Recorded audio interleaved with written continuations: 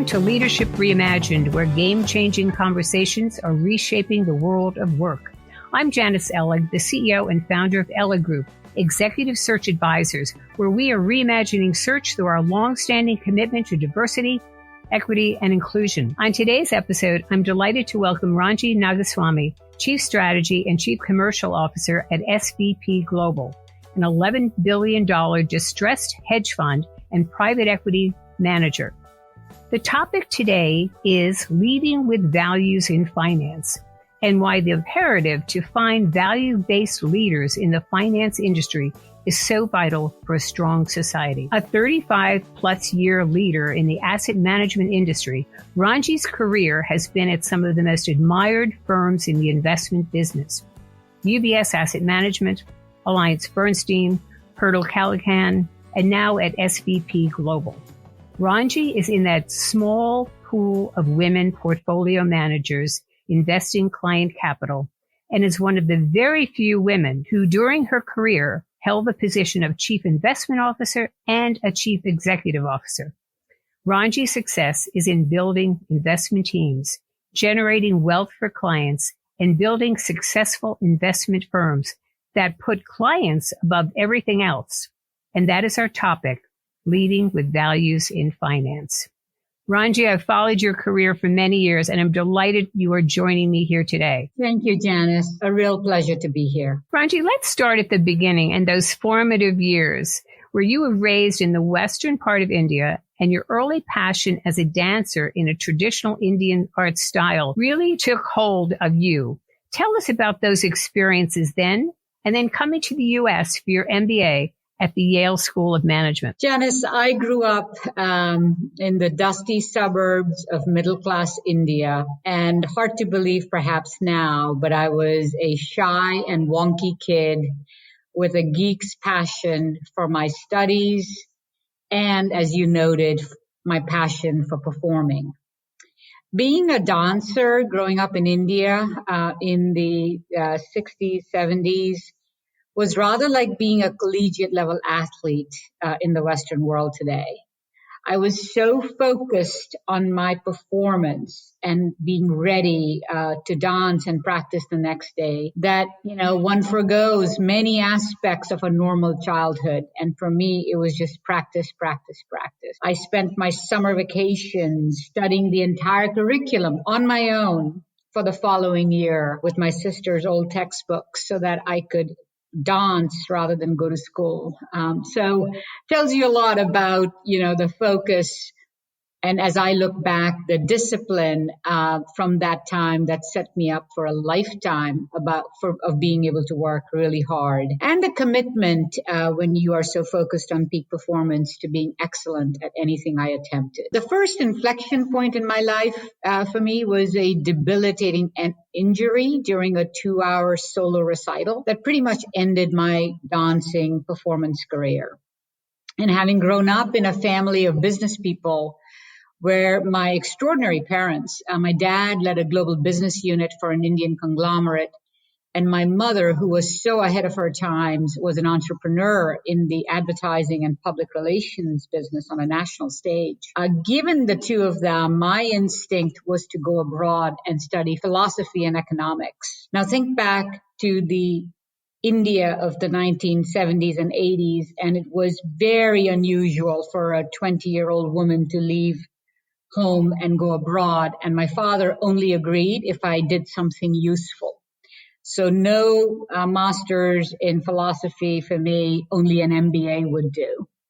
And that is how I came to the U.S. to go to the Yale School of Management. Actually, one of the best decisions I could have ever made in my life.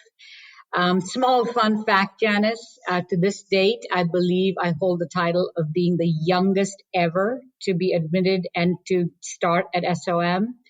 I was 20 when I joined, and my entire class came together to celebrate my 21st birthday. So rather precocious, but looking back, I regret nothing. Well, you were one of the few to be that young there and to come to the United States, but obviously your family had a major influence on you, and you were not going to fail. You were going to succeed. So here you come to the States, and you entered the investment industry right after business school, right? And you spent years at the Yale School of Management Advisory Board, as well as the legendary Yale Investment Committee. And there you married your powerhouse partner, wonderful Yale professor and Yale SOM classmate Bo Hopkins. But Ranji, you had very few role models back then.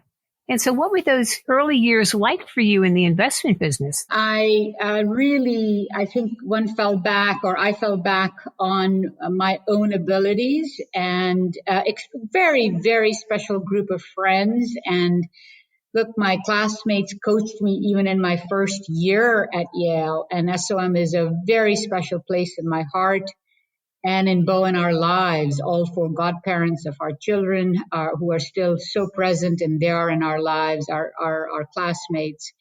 And the school really protected me and took care of me. And I learned so much from that. You know, growing up in India, the one thing I will say about being in the US and in the SOM environment was learning how to ask for help.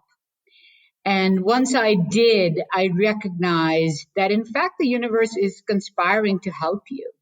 And I have never forgotten that lesson from Yale. So in many ways, my peers were my role models.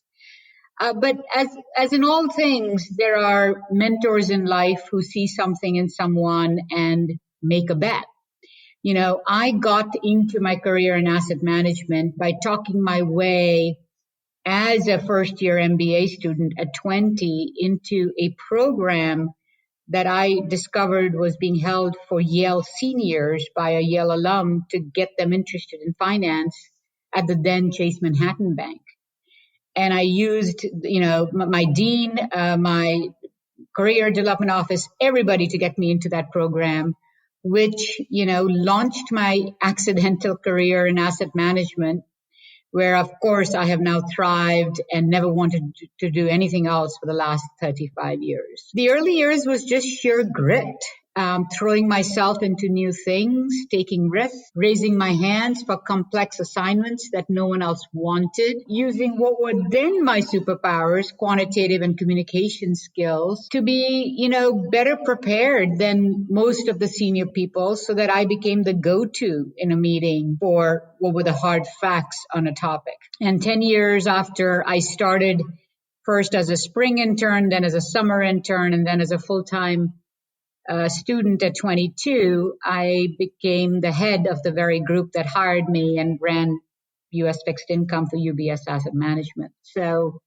it was fast, it was intense, and honestly, I think the ability to work within a meritocracy has benefited me throughout my career, because it was almost never about what I looked like or how young I was for a while. That was a long time ago, I assure you. You're still young, Ranji. You'll always be young. Thank you. I accept. And of course, since then, Janice, a number of extraordinary leaders, mentors have gone on to help me and guide me in my career, of course. And Ranji, one of those mentors or person you worked for was Mayor Michael Bloomberg and his administration in the city of New York. You were the mayor's first ever chief investment officer when you chaired the city of New York's pension retirement system post the great financial crisis, a time of extreme stress for the city's finances as pension costs really soared and asset values plummeted. Now, you took on a major challenge here. Now, Mayor Mike was a great person to work for, but you had major challenges. How did you address these? Those were two fascinating years. I committed a year to the mayor because I had verbally accepted a leadership position at a major asset management firm. He talked me out of that position and into coming to work for him. And of course, I stayed for 2 years. You're exactly right, Janice. When I got to the Bloomberg administration in 2010, everyone was tense and at loggerheads post the great financial crisis. The administration, unions, the comptroller, where the CIO sat, all were laser focused on the pension fund. Why? Pension costs had soared from 1.5% to the New York City budget when Mayor Bloomberg took office for the first time to 8% of the budget in 2010. And my analysis within the first, 6-8 weeks of my joining showed that it would be 12% if we didn't do something about it. We had to change what we were doing. Most importantly, we assumed the system, like all public pension funds, has an actuarial rate of return, an assumed rate of return that has no basis in economic theory because it does not presume any volatility. It assumes you earn that return year after year after year. And that return in 2010 was 8%. And my office's research showed that the reality was closer to 6%. But in order for us to move from 8 to 6 required a massive increase. That's why the 8 going to 12% of the city's annual budget being directed to a pension contribution. And so this, requiring the already high contribution for pensions to increase was really scaring everybody. And I was probably, if they took a vote, the least popular person in City Hall and with the unions for the first part of my job there. But the truth is that everyone would have to give a bit. And that is indeed what happened. I went around for the first year with a 100-page deck, and I had the 1-page version, the 10-page version, and the 100-page version. And depending on the patients, one of the 59 trustees had, and this is an extraordinarily complex system with 6 different pension funds. You think of them, fire, police, teachers, employees, board of ed, so on and so forth. And I spent hours, sometimes at a bar, sometimes in a taxi, sometimes, and most often in a conference room, with each trustee, with each consultant, with the comptroller, with the mayor's office, with multiple people within the administration. Because we needed to restructure. We needed to restructure the risk-taking in the portfolio. We needed to restructure the benefits. We needed to restructure the city's budget because they would need to find how to fund this, which meant fewer services for taxpayers. So the complexity of it, many were involved. My role was really on the investment side. I am really proud of the work everybody did. Restructuring the asset allocation, reducing the assumed return, renegotiating benefits. And the good news in this is thanks to Mike's extremely strong moral compass, he never wavered from funding the commitment. Many public governments stopped funding, state of New Jersey as an example. Mike never did. He always said this was a social contract and we honor our contracts. So that front row seat on Mayor Bloomberg's team was invaluable, by the way, also to watch Mike as a leader, as you implied. He was navigating extraordinary economic pressures. It was a time of tremendous racial tensions, union resistance. It takes a lot to manage the world's greatest city. Well, you were clearly leading with values there because I know a little bit about this and it's so complex what you did. So your influencing skills, but always staying true to that moral compass, which is what you've also done with your project at the Aspen Institute. And you are a Henry Crown Fellow at the Aspen Institute. Would you tell us a little bit about what you've done there and the project that you launched and why it's so important today? So in 2005, I became a Henry Crown Fellow at the Aspen Institute. Aspen's founding philosophy, one that thrives 70 years later through its fellowship programs, is to drive change through dialogue. This is a Socratic dialogue based on timeless readings that, go back to Martin Luther King and Gandhi, but also to Plato and Aristotle, to really think about leadership values and how successful business people will use a values-based system to help solve the greatest challenges of our time. For me, this was an invitation to hit the pause button. I had been successful. I was CIO of AllianceBernstein's retail mutual fund division. But this fellowship caused me to reflect deeply on my leadership, my values, and perhaps most importantly, on my personal responsibility for using my professional success to impact society at large. The fellowship for me served as a transformative wake-up call. So in 2016, after years of working closely with the Aspen Institute and a few like-minded global finance industry leaders, we launched the Aspen Finance Leaders Fellowship Program. So what does Finance Leaders Fellowship do? And why did I really spend years working with others to found it? My belief, really from my time in government with Mayor Bloomberg's administration, was that what we needed in finance was to develop values-based leaders to consider the values and perspectives needed to use finance to build the good society. This really comes down to such a fundamental belief I have in the power of finance as a force for good. The finance industry's centrality to human progress has grown. Financial systems have deepened, global connectedness has increased.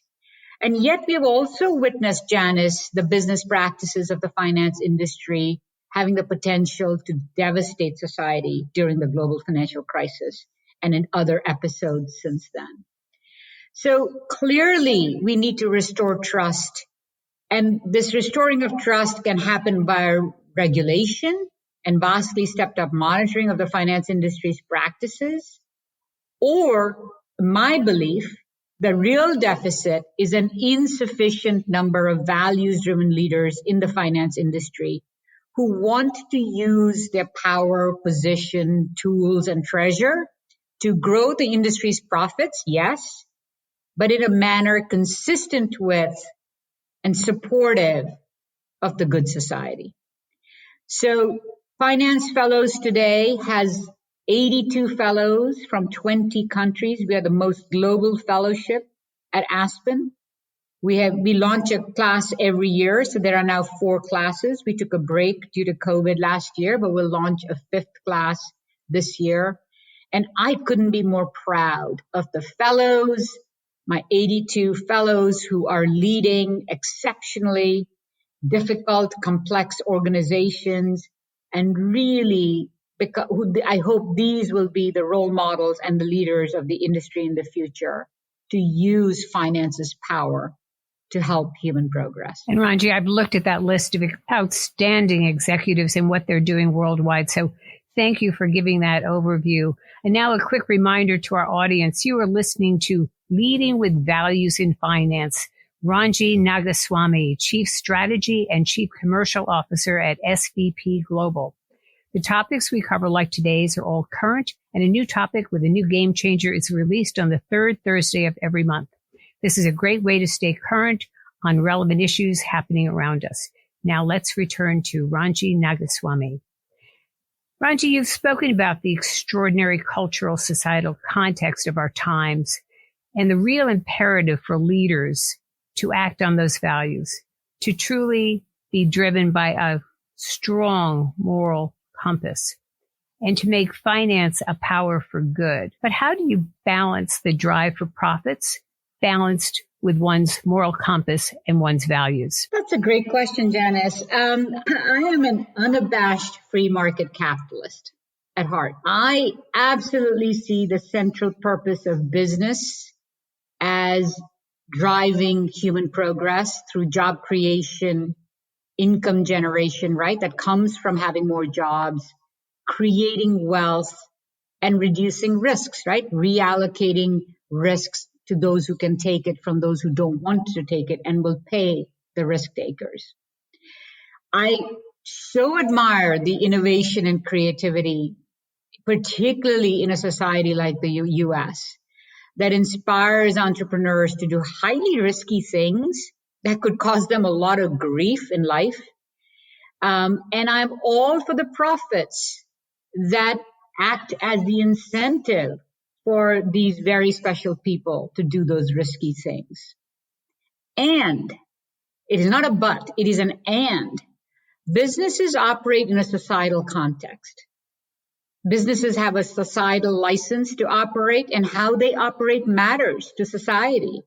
Think of it as an implicit social contract. We, as in the larger we, society, protects a business through patents, legislation, and courts. And businesses provide us products and services we need and pay, and we expect business to pay labor fairly to produce those goods and services. And we've seen way too many times that businesses that veer off the path of creating value in society inevitably lag, get disrupted, or go bankrupt. I also, having run many of these businesses, and by the way, there's few things I love more than building a business. Business people have to do very difficult things. So we don't get disrupted, because making profits takes continual reinvestment, innovation, and there's lots of cyclicality. You can go up and down for reasons you don't control. Business leaders have to make tough decisions all the time. Sometimes it is to lay people off, shut down plants, stop offering a service that people care about. And this is where values come in for me. You see, I think it matters as leaders what we decide. What we decide can affect employees, vendors, communities, society. But equally, it matters how we decide. And that very quickly becomes about what a leader values in their decision making, who they listen to in making that decision. You know, we talk a lot, just to give you one example, about giving feedback to employees, and companies sort their employees into the top 30%, middle 60%, and bottom 10% of performers. And as I was talking to a very important CEO who said, if someone is an underperformer in my division, I automatically terminate them because there is no room for bottom performers. I was on a panel questioning this leader, and I said, so implicit in that automatic termination then, Mr. CEO, is a belief that this person has nothing of value to contribute, that it is your judgment as a leader that, in fact, if you're at the bottom, you don't belong.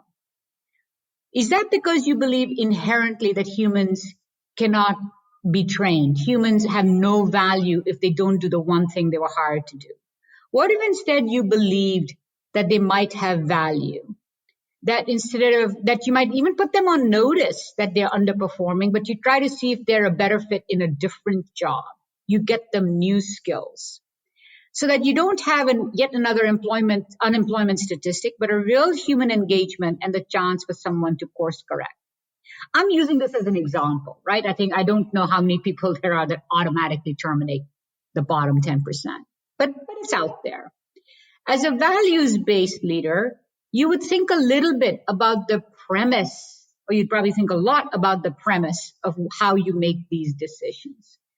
Values-based leaders really examine the decisions they make, their leadership style.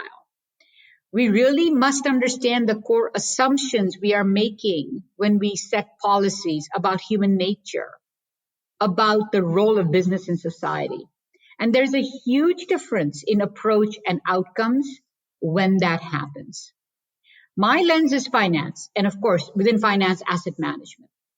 And finance and asset management place shareholders at the apex of everything. In investing, our LPs, those representing the savers of society, right, whose hard-earned savings we are investing, trump.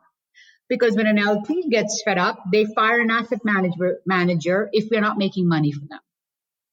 But LPs also exist in the context of society in our times. And let me assure you, LPs are wielding that power to have important conversations with GPs like SVP that are about many more things in addition to how we make money for them. They care that we keep making money for them, but they care about our policies around the environment, social practices, governance, ESG. They care about sustainability.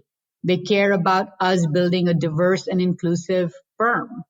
So I think there is a societal conversation that is going on around the world, and the Europeans in some way got to this, particularly around matters of the environment, 5-10 years before we did here in the US. But all of these societal needs and this societal context requires leaders to think deeply about what they believe and how they want to use business as a force in society. So we're looking today at a world that has gone through major pandemic, an economic downturn, a political election that was fraught with so many bad situations, we can't even recount them. And, the social injustice that has gone on in this country with many different groups of people. Is it really important today more than ever before that we have these leaders in finance and other sectors that are really led by values? And what are you seeing that gives you concern and what gives you hope out there in terms of what you see with leaders today, Ranji? Janice, I really believe that leaders need to step up boldly to seize this moment, not just in finance, but in all businesses, as an opportunity to strengthen human progress. We need bold solutions to address the challenges that we face. The COVID shock is stark evidence that crises of any kind require strong leaders to formulate holistic solutions. We must balance health, social, and financial demands. We have to move beyond climate risk management toward much closer alignment with climate outcomes. We have to create opportunities for innovation and investment in climate resilient infrastructure. So to be blunt, I think businesses have to look for new business and financial models to accurately assess and formulate strategies to reduce costs of climate change. Despite the ever-growing business case for diversity, inclusion in finance is underwhelming. There was a survey done of the largest asset managers. Black employees account for a mere 6% of the workforce compared to 13% in the U.S. population. 7% are Hispanic compared to 19%, and only 24% are female. We, of course, women are half the population.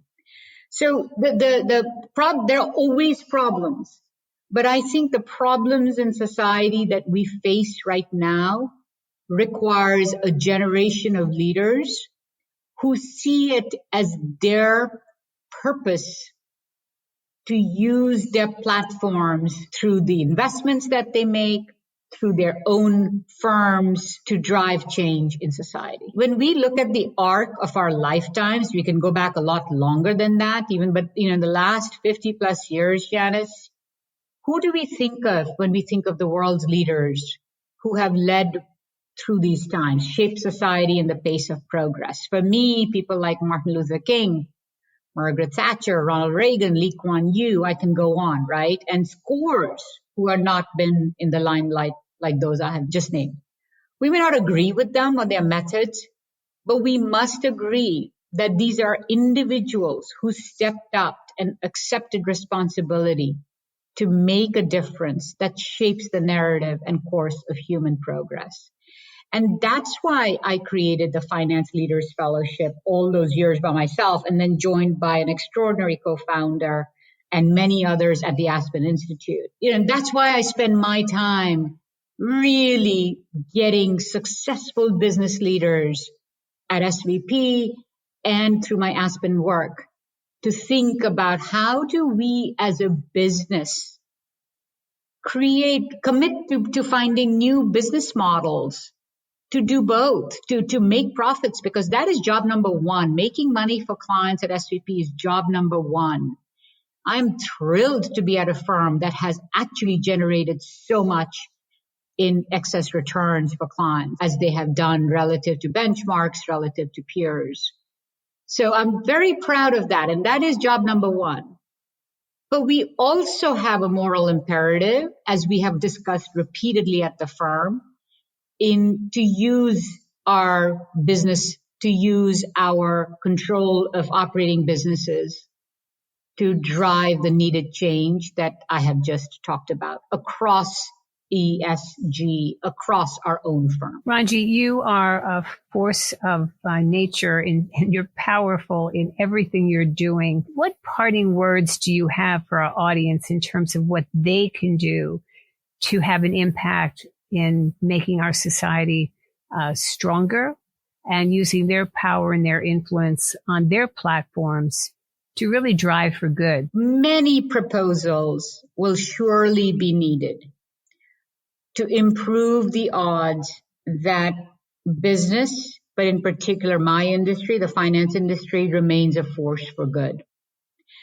I personally place the greatest hope for the future of finance in particular in nurturing values-driven leaders who are unwaveringly driven, unwaveringly committed to direct the industry's business practices, the industry's culture, and its products and talent to serve society and shareholders. To me, this is an and. We need to make finance work for everyone in society. We need to make business work for everyone in society. Without that strong leadership, restoring that connection may prove elusive. It will be hard if we don't have values-driven leaders to imagine a finance industry of the future that will avoid the problems of the past. So in my mind, if there's one thing I had to leave you with, it would be that anything that is important and worth doing is never easy and does not come quickly. A proposal, a framework, a values-based framework that has its core a set of leaders who see themselves driving our institutions with a long time horizon is actually what is needed. So I am optimistic. I'm a true believer that we learn and we grow. But for me, leaders who commit to a deep personal transformation, it begins with awareness, a transformative awareness of leaders thinking through who they are and how they can use their power and position for good in their businesses and in society, where I place the highest hope. Ranji Nagaswami, thank you so much for joining us and sharing your extraordinary experiences in leading with values in finance. You really have made an impact and continue to make an impact on finance as a force for good. And thank you for introducing me to Aspen's Finance Leaders Fellowship. I've met so many great people through the program. You are really promoting better leaders for tomorrow who can use their power, their influence, and their platform for a better society. And thank you to our audience for tuning into another game-changing conversation on Leadership Reimagined, released on the third Thursday of each month. You can find me on Twitter, LinkedIn, or visit our website at elligroup.com. Thank you for joining us today. And Ranji, thank you for giving us so many pearls of wisdom and actions that we all should take. Thank you, Janice.